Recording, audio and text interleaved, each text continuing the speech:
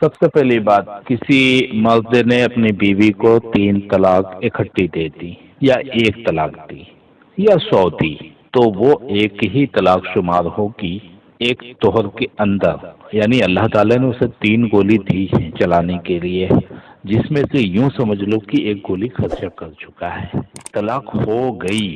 لیکن عدت وہ عورت اپنے شوہر کے گھر میں گزارے گی۔ اس کی بڑی حکمت ہے۔ حکمت یہ ہے کہ ہو سکتا ہے ترس آ جائے بچوں کی وجہ سے، رجوع کر لے۔ رجوع کرنے کے لیے بہت بڑا توپ کا گولا نہیں داغنا ہے، بس ہاتھ پکڑ کے ارادہ کر لینا ہے، درگزر کر لینا ہے، ملاپ کر لینا ہے، رجوع کا ارادہ ہو، رجوع کر لینا ہے۔ اور یہ اس کی جو لمٹ ہے وہ 3 حیض تک ہے۔ 3 حیض کے اندر وہ رجوع کر سکتا ہے۔ 3 حیض کے بعد عورت جو ہے وہ آزاد ہو جائے گی اور کسی سے بھی نکاح کرنے کی مختار ہو جائے گی، وہ کسی سے بھی نکاح کر سکتی ہے کیونکہ اس کی طلاق ہو چکی ہے۔ میاں بیوی کے درمیان میں جدائی کرنے کے لیے صرف 1 طلاق کافی ہے اور وہ عورت آزاد ہو جائے گی۔ اگر عدت گزرنے تک رجوع نہیں کیا تو وہ عورت آزاد ہے، چاہے تو کسی سے بھی نکاح کر سکے اور چاہے تو اپنے پرانے شوہر سے بھی کر سکتی ہے،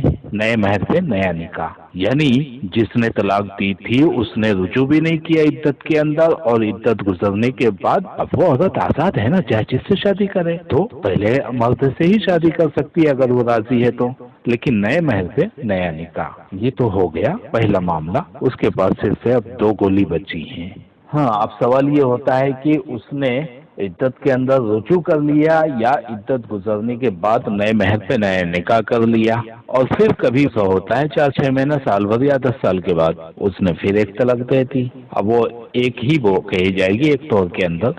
چاہے 100 مرتبہ کہا ہو اس نے پھر 1 طلاق دے دی، وہ بھی رجعی طلاق ہے، یعنی اس کے پاس 3 گولی میں 2 خرچہ ہو چکی، تو دوسری گولی چلانے کے بعد پھر پہلے جیسا معاملہ ہی ہوگا، عدت کے اندر رجوع یا عدت کے بعد نئے مہر پہ نیا نکاح۔ تو عدت گزر گئی تو وہ آزاد ہے، کسی اور سے نکاح کر لے گی، پھر مرد اس کو روک نہیں سکتا کیونکہ وہ آزاد ہو چکی ہے نا، اس کے پاس عدت کے اندر تک کب کی مہلت تھی، عدت کے اندر تک وہ رجوع کر سکتا تھا، عدت کے بعد اسے مجبور نہیں کر سکتا اپنے نکاح کے لیے، نئے مہر پہ نیا نکاح کر سکتا ہے لیکن مجبور نہیں کر سکتا، دونوں کی مرضی ہونا چاہیے۔ اسی طرح اس نے عدت کے اندر رجوع کر لیا یا عدت کے بعد نیا نکاح کر لیا نئے مہر پہ، تو طلاق رجعی تو واقع ہو چکی ہیں دونوں۔ اب اس کے پاس ایک اور آخری گولی بچی ہے، پھر 4-6 مہینہ، سال بھر یا 10 سال کے بعد اس نے وہ تیسری گولی بھی یوز کر لی، تو وہ عورت اس پر ہمیشہ کے لیے حرام ہو گئی اور وہ عدت بھی اپنے شوہر کے گھر پہ نہیں گزارے گی کیونکہ رجوع کرنے کا کوئی بھی چانس باقی نہیں رہا، لہذا وہ عورت اس شوہر کے گھر سے نکل جائے گی اور عدت گزارے گی اپنے مائکے میں یا مائکے کی طرف سے جو بھی گھر ہو، شوہر کے پاس سے نکل جائے گی۔ وہ طلاق بائنہ ہے، مغلظہ ہے، وہ عورت سے اب نکاح نہیں کر سکتا۔ وہ عورت عدت گزارنے کے بعد کسی اور سے نکاح کرے گی، اپنے پہلے شوہر سے نکاح نہیں کر سکتی۔ زندگی بھر ساتھ گزارنے کے لیے بائی چانس سے وہ آدمی بھی مر گیا یا طلاق دے دیا تو اب ظاہر سی بات ہے کہ وہ کسی عدت گزارنے کے بعد پھر وہ تیسرے سے نکاح کرے گی، تو وہاں پر اللہ تعالیٰ نے چھوٹ دی ہے کہ وہ چاہے تیسرے سے نکاح کر لے چاہے پہلے سے بھی کر سکتی ہے، اب پہلے کے لیے حلال ہو گئی۔ جی، میں نے آپ کی دونوں وائس سنی ہے اور آپ کی دونوں وائسوں میں الحمدللہ بہترین قل من دل، یعنی کم بات اور دلیل کے ساتھ، گویا کہ آپ نے ایک کوزے کے اندر سمندر کو سمو دیا ہے۔ بہت شاندار جواب ہے آپ کا، اس میں مجھے کہیں بھی کوئی کمی نظر نہیں آتی، بلکہ دلیل میں جو تیسری طلاق ہوتی ہے وہ حضرت فاطمہ کا ایک واقعہ موجود ہے، جن کے شوہر مروان تھے، انہوں نے آخری طلاق جب بھجوائی کسی کے ذریعے سے تو اس وقت اللہ کے رسول صلی اللہ علیہ وسلم نے ان کو عبداللہ ابن ام مکتوم کے گھر پہنچا دیا تھا جو نابینا تھے، اور یہ کہا تھا کہ اب تم وہاں رہو، وہاں ان کی نگاہ بھی تم پر نہیں پڑے گی۔ تو اس پر تھوڑا سا اختلاف ہوا تھا، تو اس کی دلیل یہی آئی تھی سامنے چھن کر کہ اب جب آخری طلاق دے دی ہے، اب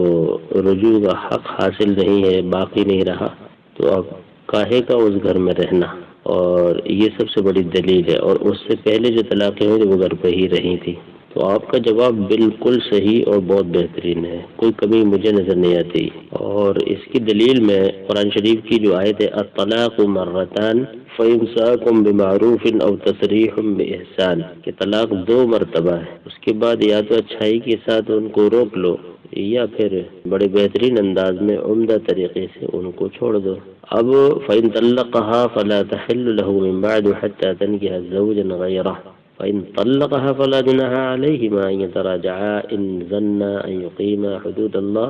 وتلك حدود الله يبينها لقوم يعلمون۔ یہ آیت بھی سورہ بقرہ کے اندر موجود ہے، اس میں بھی دلیل ہے۔ اگر ان کو طلاق دے دو، یعنی کوئی بھی اپنی بیوی کو طلاق دے دے، تو اب اس کے لیے حلال نہیں ہے جب تک کہ وہ اس کے سوا کسی دوسرے سے نکاح نہ کر لے۔ پھر اگر وہ بھی طلاق دے دے تو ان دونوں کا میل جول آپس میں ہو جائے تو یہ بہت اچھا عمدہ طریقے سے رہے، اس میں تفصیل موجود ہے۔ اچھا، یہ سسٹم جو بنایا ہے اس لیے بنایا ہے تاکہ ان کا نباہ ہو سکے، اور اللہ کے راستے پر جو شیطان بیٹھا ہوا ہے لعین گمراہ کرنے کے لیے وہ برباد ہو، ذلیل اور خوار ہو۔ جیسے وہاں ذلیل و خوار ہوا تھا جب اللہ نے فرمایا تھا کہ اسجدوا لآدم، تو اس نے سجدہ نہیں کیا تھا، سب نے کیا، انکار کر دیا تھا، تو اس نے اس وقت یہ کہا تھا میں تیرے یعنی صراط مستقیم کا جو سیدھا راستہ اس پر بیٹھوں گا۔ تو اللہ نے جو مہلت دی ہے اور یہ کہا ہے کہ فَطَلِّقُوهُنَّ لِعِدَّتِهِنَّ، اپنے بیویوں کو ان کی عدتوں میں طلاق دو، وَلَا تَتَّخِذُوا آیَاتِ اللَّهِ حُزُوًا، اللہ کے حکم کو مذاق میں نہ اڑاؤ۔ اس میں حکمت بھی ہے، وہ حکمت کو نظر انداز کرتے ہیں، طلاق طلاق طلاق و خلاص، یہ حکمت